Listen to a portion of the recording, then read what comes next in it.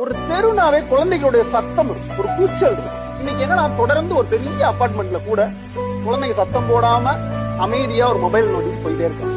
ஒரு குழந்தைங்க இருக்கிற வீட்டுல தெருவுல ஒரு சத்தம் இல்லை.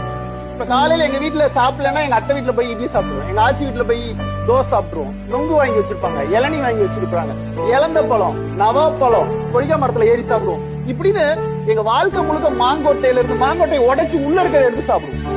இப்படி அது லைஃப் முழுக்க இயற்கையோட கலந்துருக்கும். வீடு எங்களை அப்படி இயற்கையோட விளையாடுவதற்கு அப்படி விட்டுரும். அப்படி விட்டதுதான் வெயிலோடு விளையாடுகிறது. இவங்க முதல்ல என்னன்னா அப்பா அம்மாவை தவிர வேற யாருமே தெரியாது.